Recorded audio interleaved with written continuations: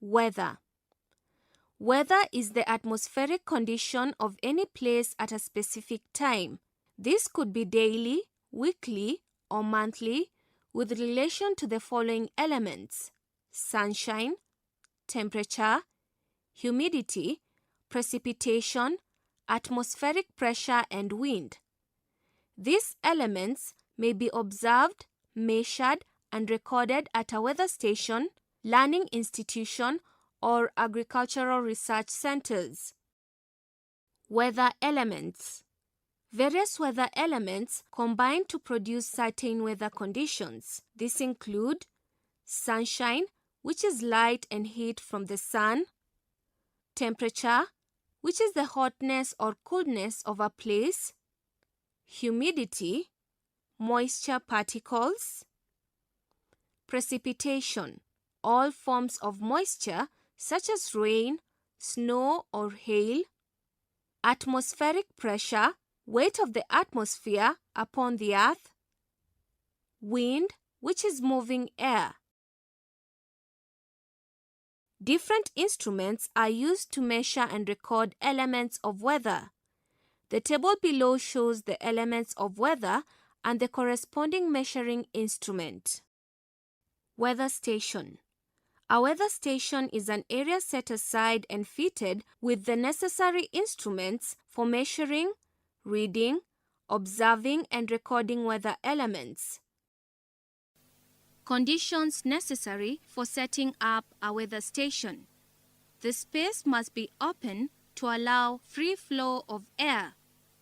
The space or the area should provide a wide view of the surrounding environment. The ground should be near level. It should be away from tall trees and other tall structures to avoid the obstruction of wind, rain, and sun rays. The grass should be kept low. The area should be free from floods or heavy surface runoff. The area or space should be fenced and secured with a lockable gate. The altitude should be established, preferably from a topographical map. General geographical directions or orientation should be established.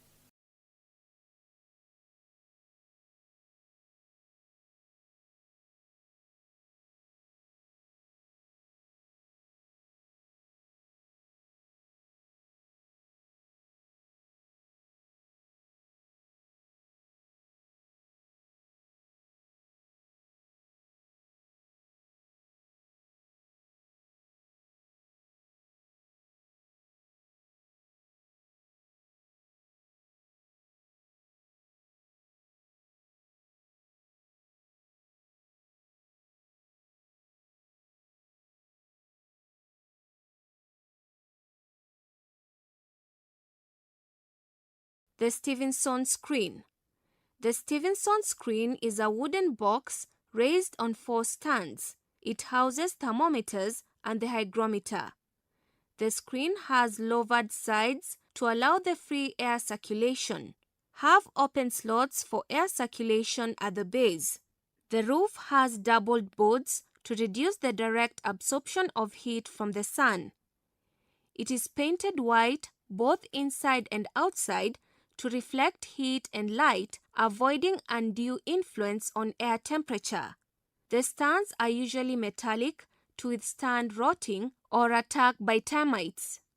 The box should be raised 1.2 meters so that the heat from the ground does not influence air temperature. Provides shelter for delicate instruments for reliable and accurate records. For further understanding of weather elements, more information is provided on each of the elements. The Stevenson screen. The Stevenson screen is a wooden box raised on 4 stands. It houses thermometers and the hygrometer. The screen has lowered sides to allow the free air circulation. Have open slots for air circulation at the base. The roof has doubled boards to reduce the direct absorption of heat from the sun. It is painted white both inside and outside to reflect heat and light, avoiding undue influence on air temperature. The stands are usually metallic to withstand rotting or attack by termites. The box should be raised 1.2 meters so that the heat from the ground does not influence air temperature. Provides shelter for delicate instruments for reliable and accurate records. For further understanding of weather elements, more information is provided on each of the elements. The Stevenson screen. The Stevenson screen is a wooden box raised temperature. In geography, temperature is the degree of heat or cold as felt by an individual.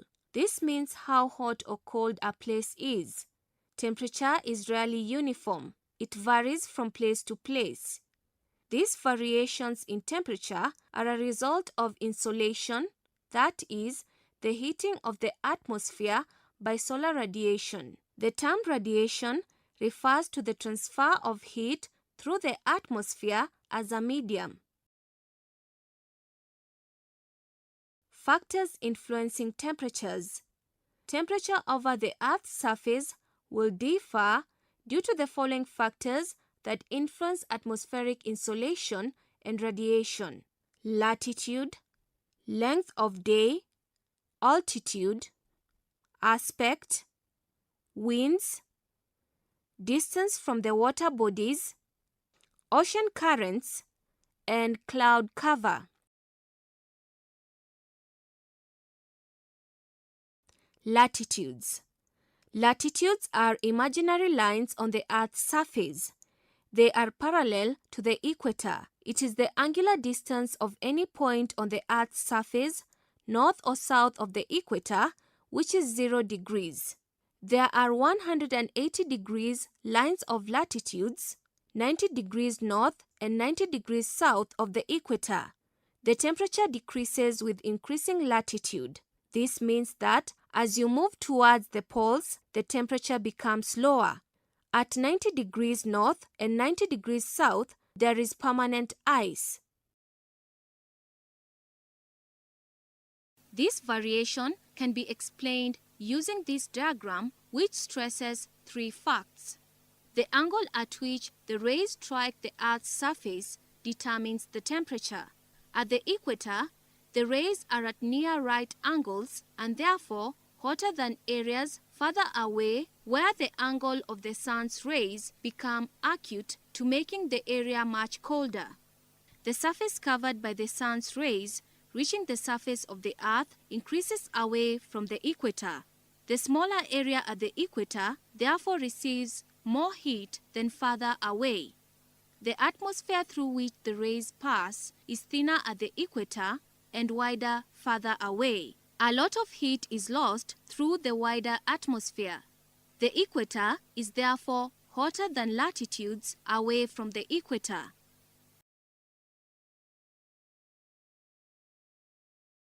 The length of day. The longer the day, the more hours of insolation. This raises the air temperatures. The shorter the days, the lower the insolation. This lowers the air temperature. For instance, when the sun is overhead in June at the Tropic of Cancer, the days are longest in the northern hemisphere.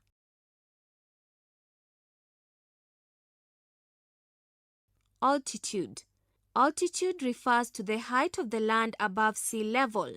The height of the land varies from high mountains to the low coastal plains. Temperature drop or decrease as altitude increase.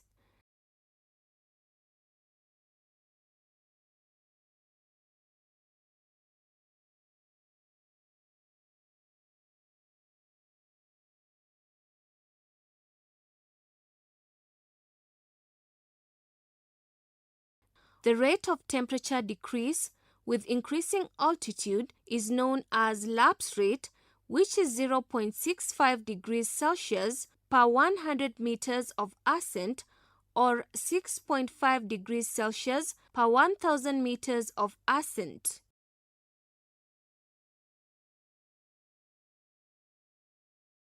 Aspect. Aspect means the direction that a slope faces to or away from the sun. Aspect influences temperature, where certain slopes in hilly areas receive direct rays of the sun and are warmer than the slopes that are shielded by hills and receive indirect rays. Aspect is felt mainly in high and mid latitudes away from the equator.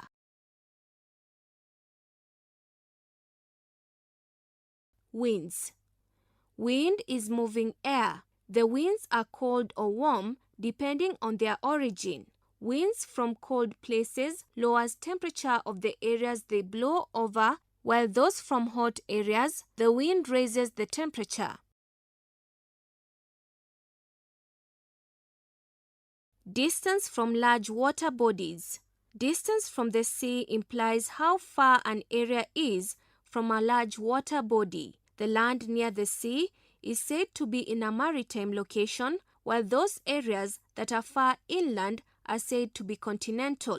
Coastal areas near the sea are maritime, hence the temperature are moderate. In these areas, the summers are cooler and the winters are milder than places in the interior that experience extremes, that is, very cold or very hot. Ocean currents. An ocean current is a mass of water in the ocean with similar characteristics, especially temperature and direction of movement. There are cold currents and warm currents. Warm currents cause a rise in temperature, while cold current lowers temperature in the adjacent coastal areas where they flow. Cloud cover. The cloud cover, thickness, and amount of sky covered will influence temperature. When the sky is clear, there is continuous insolation and hence high temperature.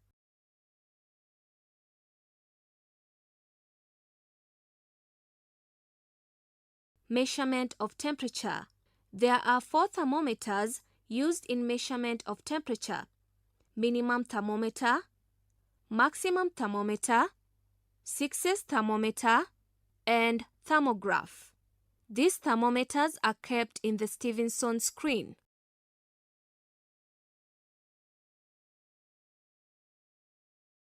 Minimum thermometer. This thermometer records the lowest temperature reached in a day, that is 24 hours. It uses alcohol, which responds to slight changes in temperature. When temperature falls, the alcohol contracts. Its meniscus pulls the index towards the bulb until the lowest temperature is reached at night.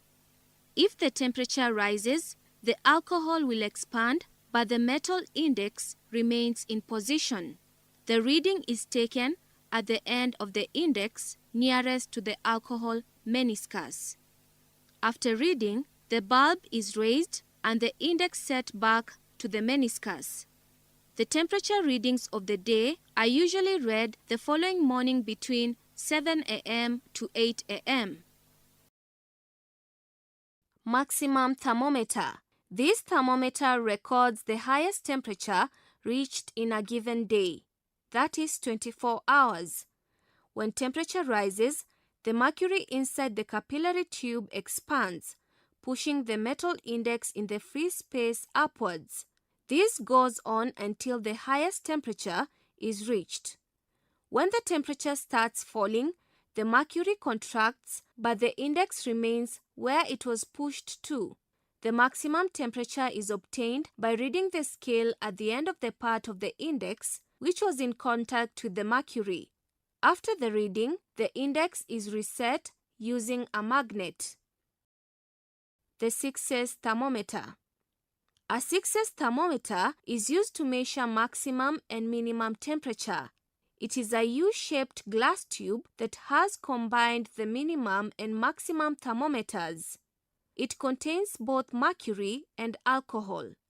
When temperature rises, alcohol in left tube expands and pushes mercury downwards, hence moving up on the right side column. The mercury then pushes the metal index up to record the highest or maximum temperature. The reading is then taken against the scale on the right-hand column, where the mercury meniscus touched the index. When temperature falls, alcohol contracts. The alcohol in right tube condenses and liquefies. Its weight exerts pressure on mercury on the right-hand tube, pushing it downwards towards the left-hand tube. The mercury on the left tube contracts and allows the mercury to flow upwards, pushing the metal index towards a falling or reducing scale. The reading is taken from the part touching mercury meniscus on the left. The mercury column should be continuous in the tube all the time. Thermograph. A thermograph is a self-recording thermometer which contains a bimetallic strip in the shape of a coil. One end is fixed, the other moves a pen which traces a continuous record onto a chart fixed to a rotating drum.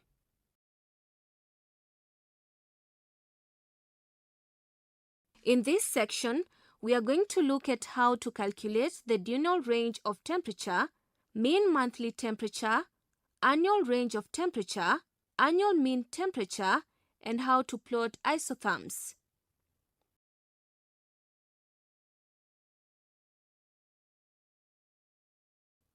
Mean temperatures.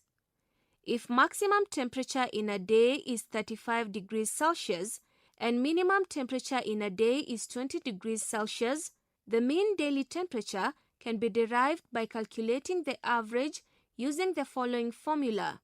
Maximum temperature plus minimum temperature divided by 2 is equal to 35 degrees Celsius plus 20.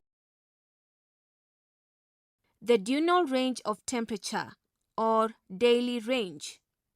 Maximum temperature of the day minus the minimum of the same day. For example, if maximum is 35 degrees Celsius and minimum is 20 degrees Celsius, the diurnal range of temperature will be 35 minus 20, which is 15 degrees Celsius.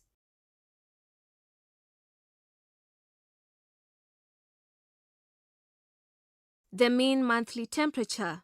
The mean monthly temperature can be derived by calculating the sum of mean daily temperatures for 1 month divided by the number of days in that month. For instance, the table below shows the daily mean temperatures recorded for a given station in June. The daily means are recorded below. You can derive the mean monthly temperature. The mean monthly temperature is 20.1 degrees Celsius. Annual range of temperature. This is the range between the highest mean monthly and the lowest mean monthly temperature in a given year. For example, if the highest mean monthly temperature is 30 degrees Celsius and the lowest mean monthly temperature is 18 degrees Celsius, the annual range of temperature is 12 degrees Celsius.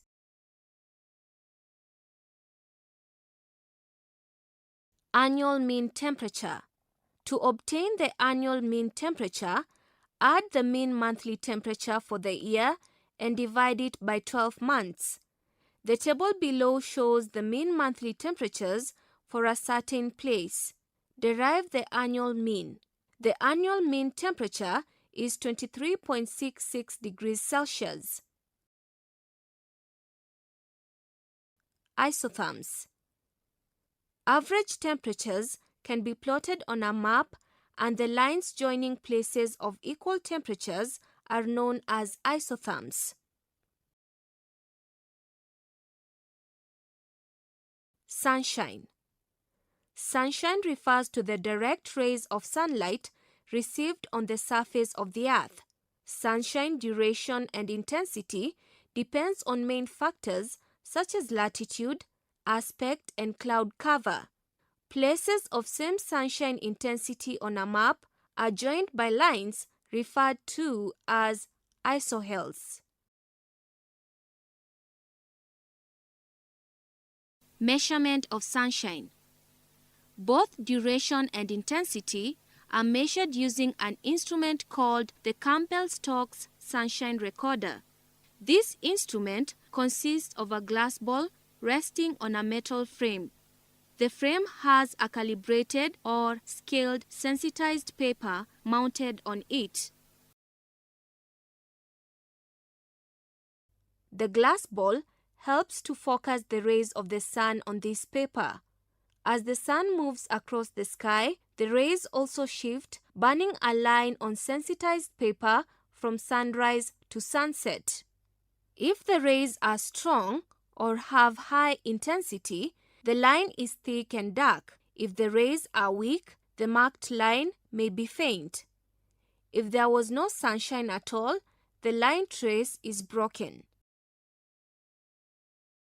The sensitized paper is removed at the end of the day and replaced with another. Several sheets removed are analyzed to show the sunshine duration and intensity per month.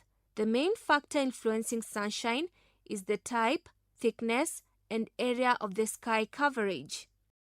Cloud cover. A cloud cover is a visible mass of tiny droplets of water and ice suspended in the atmosphere. The clouds form as a result of condensation. Condensation is the process by which water vapor changes into liquid and as a result of cooling below the dew point. Dew